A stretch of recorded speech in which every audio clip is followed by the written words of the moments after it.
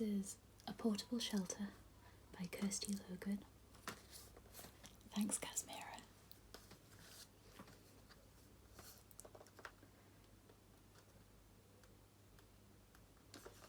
Now, are you sitting comfortably?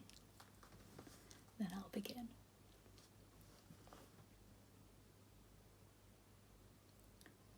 Ruth. I'm going to tell you a story. You just stay there, warm and cozy, all curried in. I brought you here to this little house at the top of the world because you are inside me, so everywhere I go, you must go too. But I came here with your other mother so we could make ourselves a shelter. Somewhere safe and steady as the beat of a heart. Can you hear our home? The wind, the waves, the seabirds crying. The shutters rattle like bones and the sea growls as it swallows the land. But don't you worry. We'll stay quiet in this patch of light and everything will be fine. It's just the two of us here now. Your other mother is busy at work many miles away, turning reality into stories so it can be shared. At this moment, her voice is being heard by thousands of people, while mine is heard only by you. And honestly, I don't even know if you have ears yet, so perhaps I am talking only to myself. I can't see you, but sometimes I can feel you. You're a part of me, but still you're a stranger to me. Soon we will meet, and you will see that the world can be cold and difficult. We can't always have what we want, and what we want and what is good for us aren't the same thing. But I will make sure that you know something more important. At the end, no matter what happens, you'll always be loved. Before I loved you, I loved your other mother. She'll be my last love, but she wasn't my first. This story is one that my first love told me, to explain why our love didn't work. And now I'm telling it to you, the exact way it was told to me. So cozy and close, my Kuri, and I will tell you a story.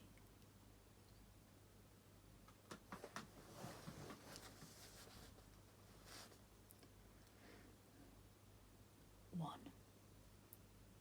Cutting teeth. Once a month, my mother, Ash, killed just enough to last until the next. She slunk home triumphant at dusk and hung the bodies in the shed, pheasants, rabbits, the occasional deer in season. The blood trickled under the door and out onto the step. Local cats convened, their tongues rasping in the dark. By morning, the doorstep gleamed white. My mother was a good hunter. My father, Caleb, worked on a rib boat on Loch Ness. He took tourists out on trips and spun yarns about the things that lurked in the deep waters and dark woods. Some were true, some were not, but what does it matter? There's no such thing as a true story. Caleb memorized Wikipedia entries about power stations and timber, castle architecture and Aleister Crowley. The tourists absorbed his patter like children listening to a bedtime story. They laughed at the funny bits and gasped at the scary bits. My father was a good storyteller. Each night Ash went into their little kitchen and cooked something that she'd killed, and they ate it together at their little table. Later they'd lie in the dark in their little bed, all chatter and soft laughing, and fall asleep curled like puppies. They weren't my parents yet, but they were in love. Everyone should believe that their parents were in love, even for a while. They were so close to being happy. They had almost everything, but that was not quite enough. For years it was just the two of them, and then there were three. My mother brought the wolf home in the season of the hunter's moon. Early October, leaf-falling month, the ground burnt and bloody with dead leaves. It was dawn. She was post-hunt, eyes bright, pulse throbbing hard and steady in her wrists.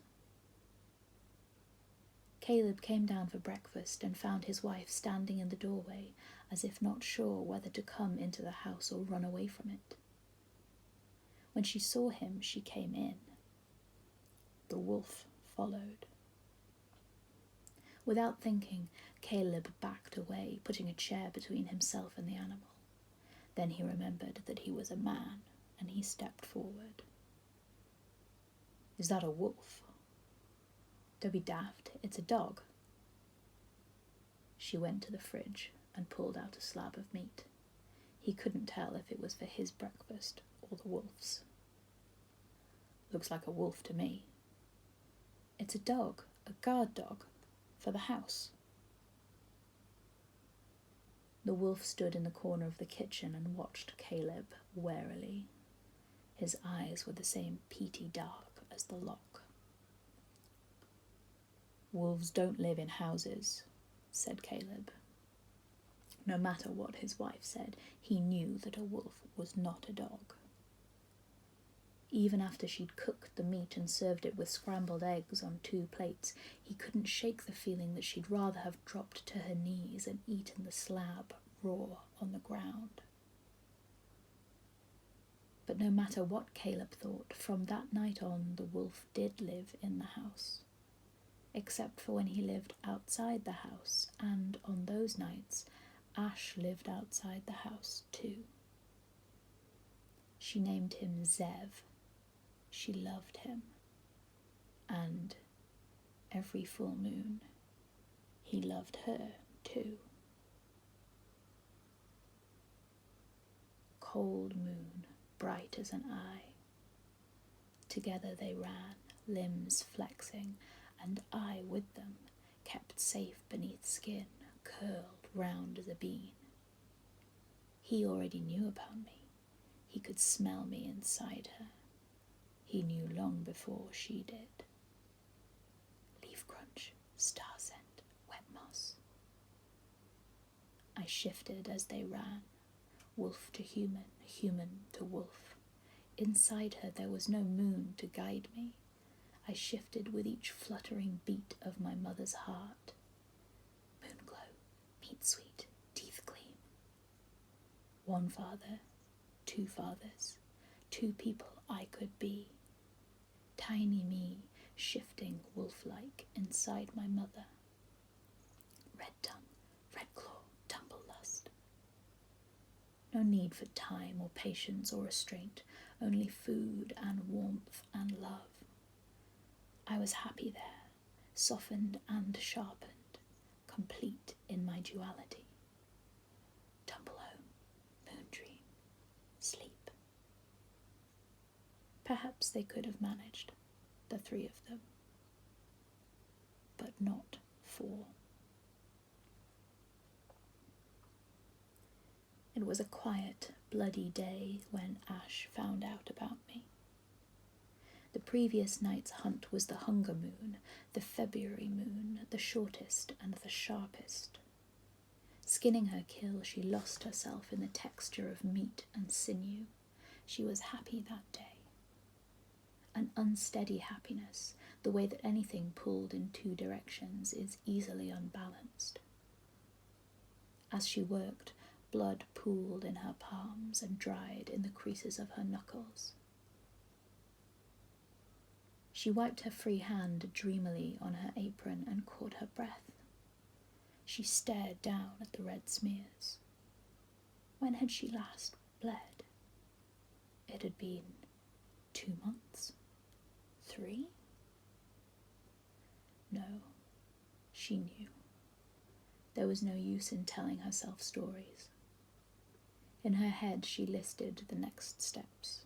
Pee on a stick, call Caleb, folic acid, maternity jeans, Moses basket. Star scent, meat sweet, moon dream. There in her hanging shed, she placed her knife calmly on the bench. She pressed her hands flat to her belly. It was a strange day for Caleb, too. There was a clan reunion at a hotel on the banks of Loch Ness. Hordes of Canadians and Americans descended on the rib, dressed in their clan tartan, each boasting about their Scottish heritage. Caleb breathed through his mouth to avoid the reek of mothballs. He swayed with the waves along the rib's aisle, checking the fastenings on the life jackets, and wondered whether he'd have got more tips if he borrowed a mate's wedding kilt. Next time, he thought, I'll remember for next time. So there was Caleb, lock spray catching in his eyelashes, legs akimbo on the desk.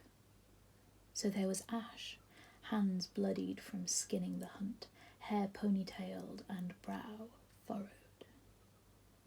Inside my mother, I shifted. When he got home, she met him at the door, holding a piece of plastic the size of her finger. Surprised and tired, he thought it was a toothbrush handle. When he realized what it was, he was shocked, and then he was worried, then overjoyed. Later, after they'd eaten dinner at their little table and curled up in their little bed, he was worried again. Ash, he whispered, just loud enough to wake her. Yes, she said, already awake. Can we think about Zev? Yes, she said, already thinking about him. I think it's time that someone else had him. You'll be busy enough when the baby comes. You don't need 2 things to look after. And he needs such long walks. And there's the mud he'll bring in, the germs. It's not good for you. And honestly, it scared him. Most dogs, when people came in the house, would bound forward to get their ears scratched. Even barking, guard dog style, would be normal enough. But the way it stayed in a corner, dark eyes watching, broad back stretching with each pant of its meaty breath. He's not yours, Caleb, he's mine, she said into the dark. I need him. He helps with the hunts. I can't do it without him. I don't know if... Love, you can't hunt. Not now. Things don't have to change, she said. Ash, they already have. My mother and father were awake for the rest of the night, lying back to back. Their bed was not so little anymore. The space between them felt wide as the lock.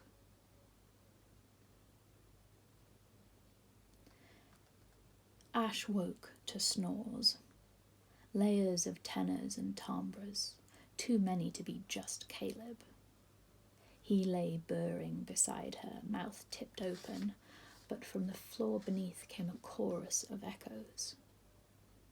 The room was bright with moon. She wrapped on a housecoat, her limbs tense. She opened her mouth to breathe Zev's name, but he was already beside her, the soft brush of his pelt against her fingertips. Their hearts beat in rhythm. Together, they tiptoed downstairs. Arrayed in the living room was the detritus of the night before.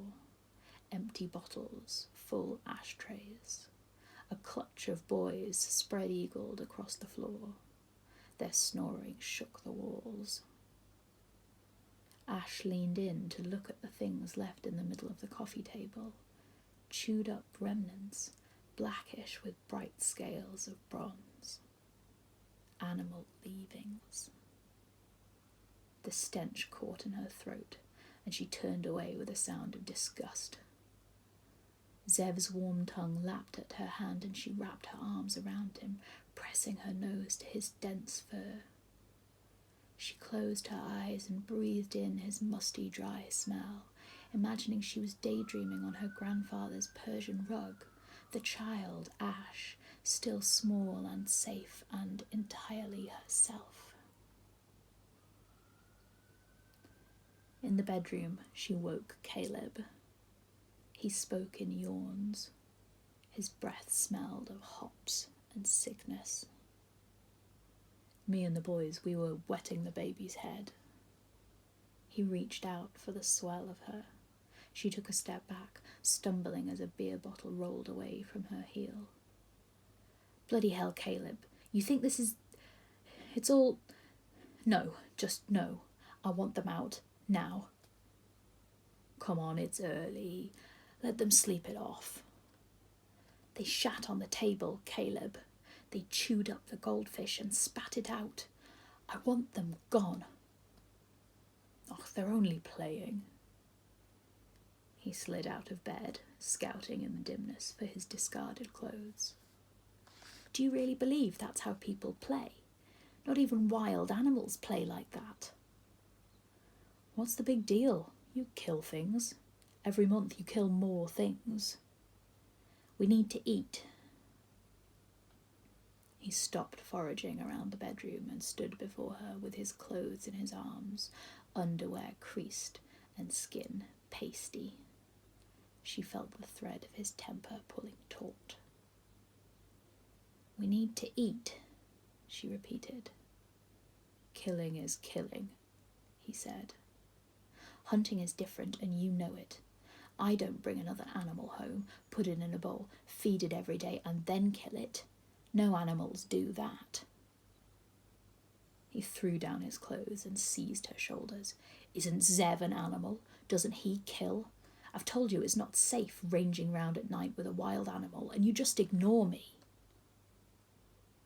They faced one another, jaws set. Ash felt her spine lengthen, straighten. The hairs on her arms tingled. A growl hummed deep in her throat. She felt tall enough to smash through the ceiling. Caleb let his upper lip peel back over his teeth, ready to shout, ready to bite. Ash held his gaze. She did not blink. Caleb let go of her with a sigh and slumped, deflated, down the stairs.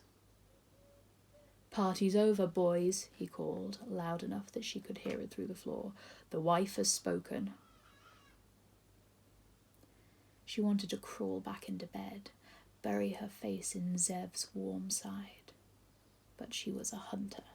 Hunters did not run from animals. She tightened her housecoat and went downstairs. Caleb's boys trailed out of the house, heads slung low, arms apishly slack. She stood by the front door, proud as a stag, ready to slam it shut after the last boy had left. As they shuffled past, they patted her shoulder, pulled her into a loose hug, mumbling sorries. Then she felt the press of a closed fist against her cunt, knuckle to bone. Her breath caught. A clever threat, easy to deny as an accident. All she could see was the backs of their heads as they walked away.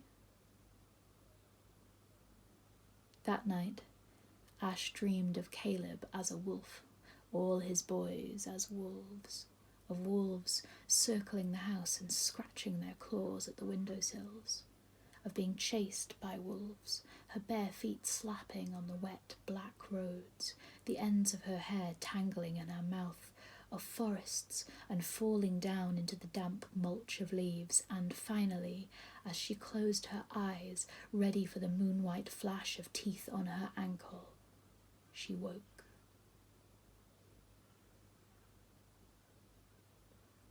Caleb drove out to the dock.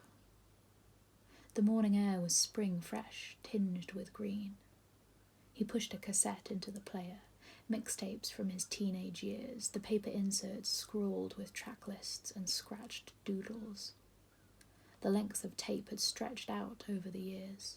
The music through the speakers was slow and soupy. He sang along under his breath, the lyrics so deep in his memory that he didn't know he knew them. Through the windscreen, the lock tried to reflect the grey sky, but only made it darker. The peat in the water meant it was always black, perfect for Nessie to hide in, he'd tell the tourists with a grin. Today it was glass, seeming solid enough to drive out on. By 9:30 he was halfway through the first tour's patter. The tourists pulled their hoods up against the smur. They hunched against the rib's sides, gripping the rope handles, peering out across the water. Caleb raised his face to let the soft rain fall on his cheeks. He told the tourists that he'd been out on the rib almost every day for the past 3 years. He'd added it up. He'd gone 3/4 of the way around the world. The tourists made appreciative noises. When he told Ash that, she pointed out that he hadn't actually gone anywhere, just round in circles. As the rib pulled up beside the glass-bottomed boat, Caleb slowed the engine and reached out his hand, perfectly timed to accept the coffee that Davy on the other boat passed to him. At first he'd done that absent-mindedly, not wanting to stop the rib, but it turned out that the tourists loved it. The smooth lines of his arms, his rough northern hands, his cheeky grin to Davy. It was all part of the story they wanted to tell about Loch Ness when they got home. The picture they coloured in based on his outlines. He didn't even want the coffee now, but he didn't want to lose the giggles when he accepted the cup with a wink.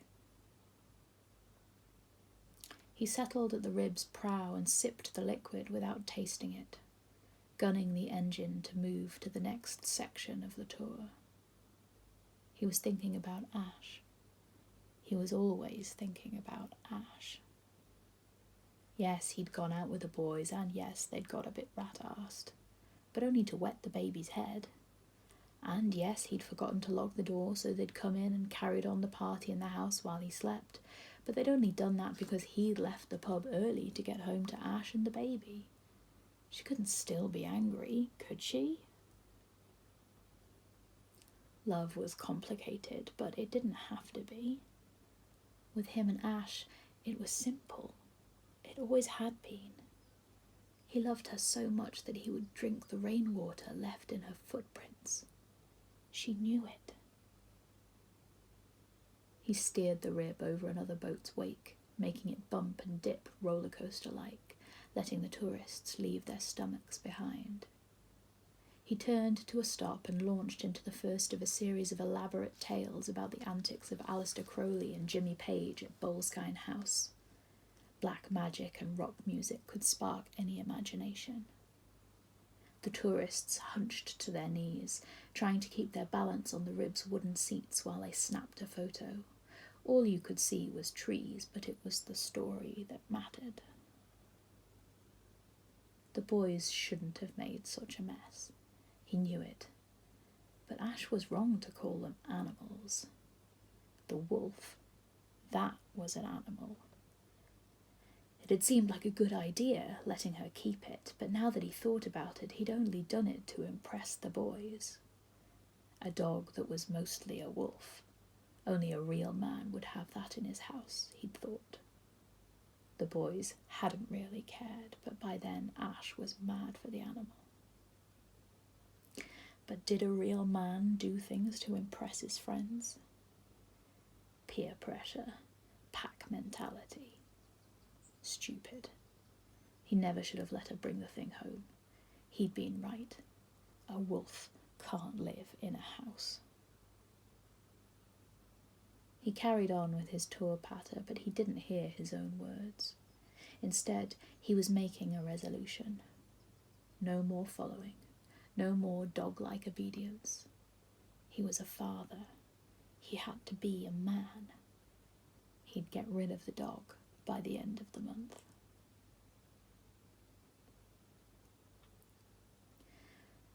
It's only a dog, Ash. He's not only anything, and he's not even a dog. All the more reason to get rid. It's not safe. I don't care. You're not taking him.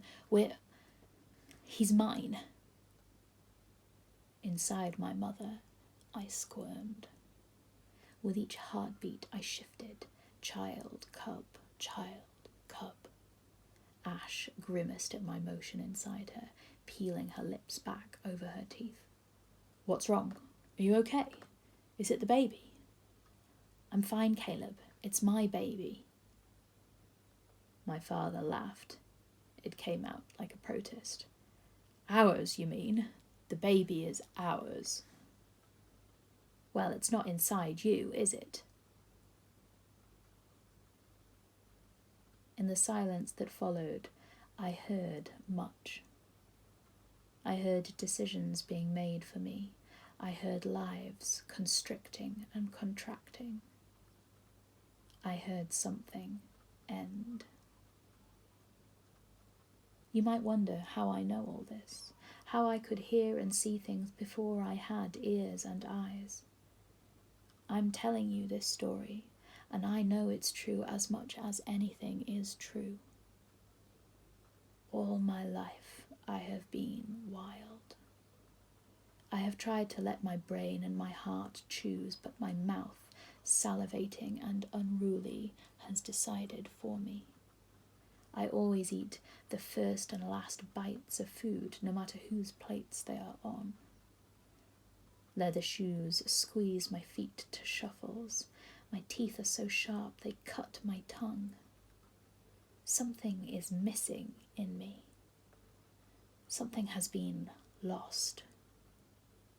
I know that I was once a wolf, and then I was not. This is our baby, Ash, said my father. I am going to do what is best. For now and for always, I will do everything I can to keep our baby safe.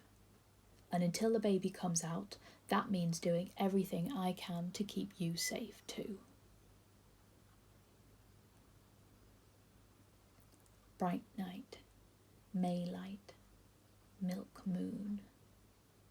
They ran. Their paws were damp with blood. Night grin, eye gleam, tongue soft.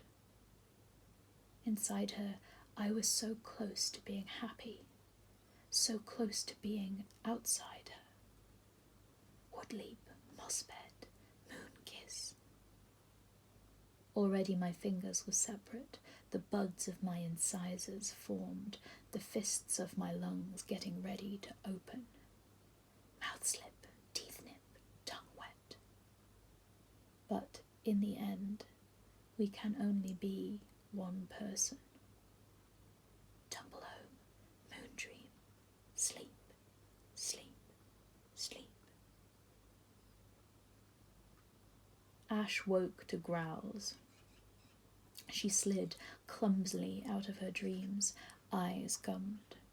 She flexed her feet, and dirt flaked onto the bedsheets. The room was dark. She saw a shadow move against the shadows. The air hummed with sound. She didn't want to see what she was seeing. Zev hunched on Caleb's sleeping chest, teeth bared over his pale, stubbled throat, jaw ready to snap.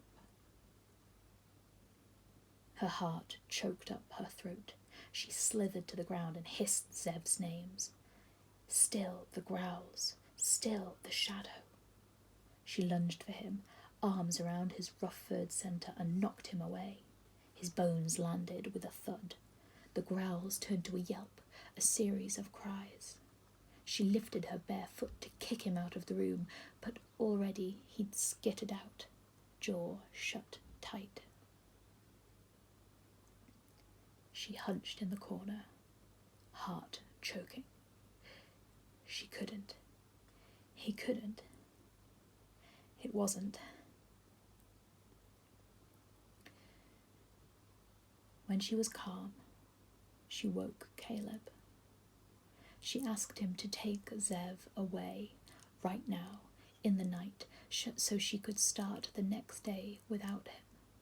Fall asleep as one person, wake up as another.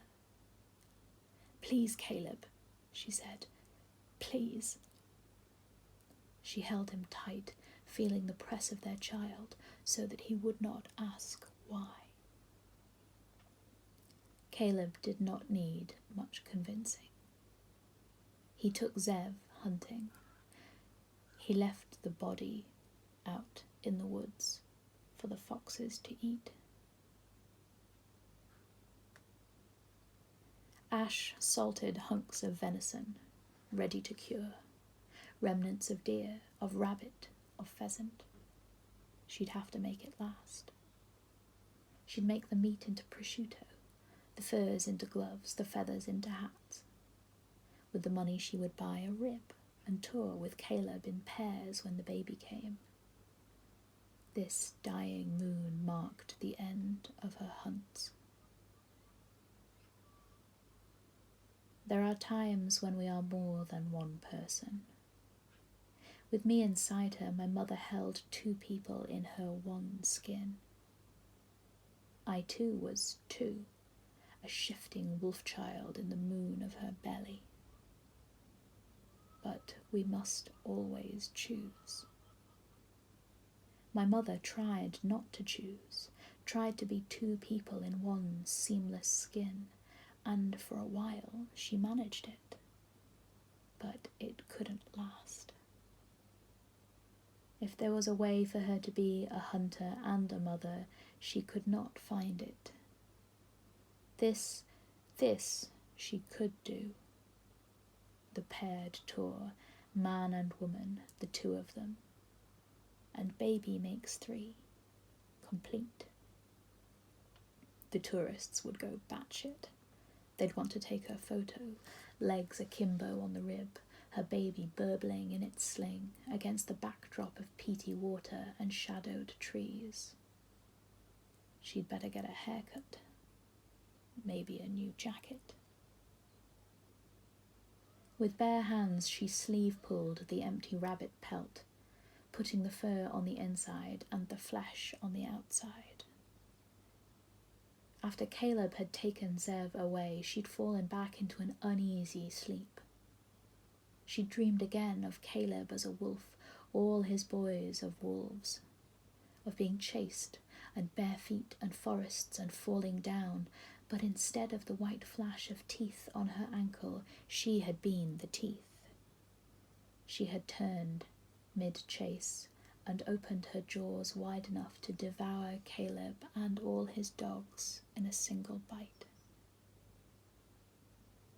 Was it normal to fear your dreams? To fear yourself? But Zev was gone. Just like that, adopted out to a new home. Another fool who thought a wolf could live in a house. Surely that part of her could be given away as easily. She was a woman, and she had a man. It was enough. She would make it be enough. She'd made her choice. In the end, we can wear only one skin, speak with only one tongue. We choose one and the other is lost. Ash dunked the rabbit pelt in cold water, ensuring every trace of blood was gone. She held it, submerged, until a cold water burn in her hands faded to numbness.